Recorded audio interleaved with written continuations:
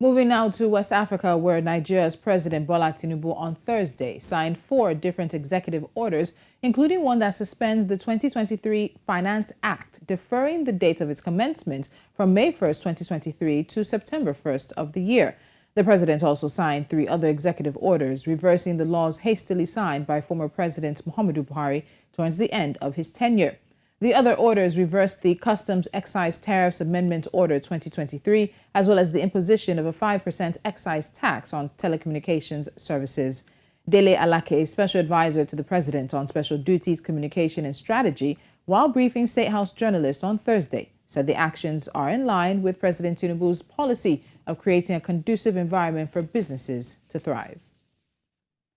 Gbolahan Olojede, economic analyst, joins me now to look into this further. Gbolahan, thank you so much for joining me on News Central Now. Let's get straight into this. So the president has come at a very difficult time for Nigeria, but now he's suspended the 2023 Finance Act from starting with a backward implementation date of May 1st, and that should now be September the 1st. In terms of the executive orders, but primarily the suspension of this Finance Act, which has proven quite controversial, what's your initial thoughts on this? I am delighted I have decided to do that. That Finance Act requires a bit of review. We need to tweak a few things here and there so that we don't cut our nose to spite our face. It is good that we chase revenue. We need revenue, actually. But in the course of chasing the revenue, we must be careful so that we don't kill the chicken that will lay the golden egg. That is the problem with the Finance Act. So I'm delighted he has decided to suspend it for now. Let's go back to it, review it, reform it before we launch it. Okay. So he also signed executive orders that reverse the Customs Excise Tariffs Amendment Order 2023, as well as the imposition of a 5% excise tax on telecommunication services. And we heard from the minister of that ministry right around the time this was supposed to come in, who was also not even in agreement. In terms of the significance of these reversals and possibly the impact on the players in the sector and overall on Nigerians, what do you think the impact will be? The impact will be to help the businesses to thrive.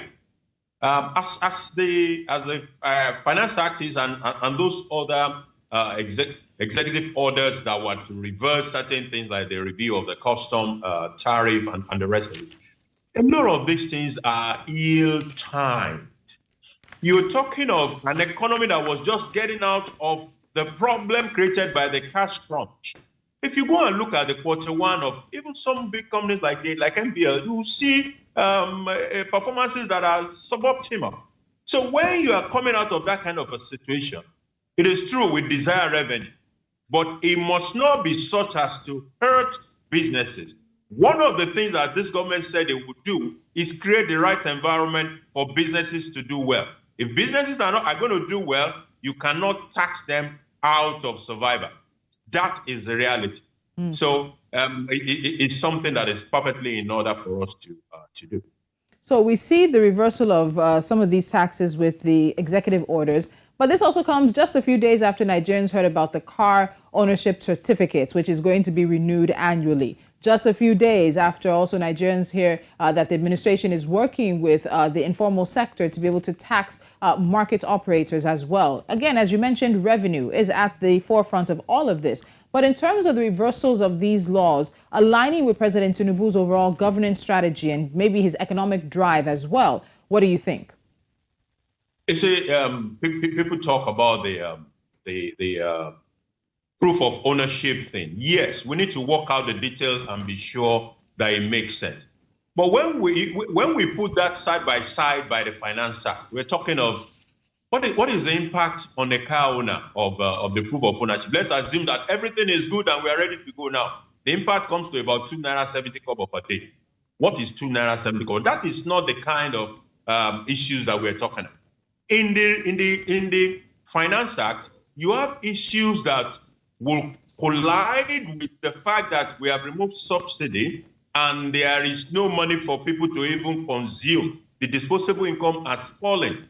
In the midst of disposable income that is falling, the Finance Act will have the impact of increasing the cost profile of manufacturers and a lot of businesses. So it's a double whammy for businesses. So we must definitely do what we're doing with Finance Act, and little issues like proof of ownership, let's fine-tune that, but it's a minor thing. At the end of the day, a place like Lagos, which probably have what percentage of the entire car in the country, will probably not be able to make more than 5 billion from all of that. That's not those are not the major issues. They are trivialities. Okay. But we need to fine-tune. All right, so Gbolahan, quickly before I let you go, you said this will give some breathing room to operators in the market segments that are affected, as well as to Nigerians. But overall, people are still waiting for more information, or at least more detail about the palliatives with the fuel subsidy being removed. We've seen fuel prices, of course, rising. Food inflation has been astronomical for the majority of Nigerians.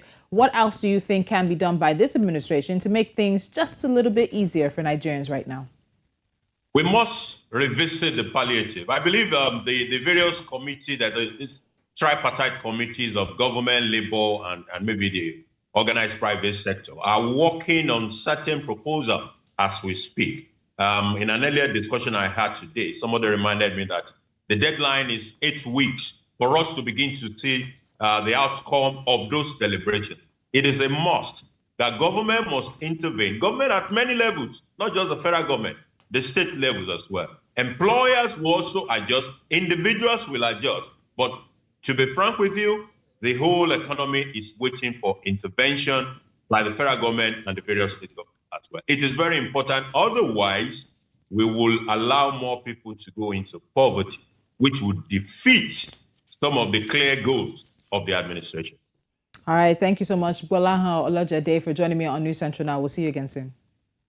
Yeah, thanks for having me. Fantastic.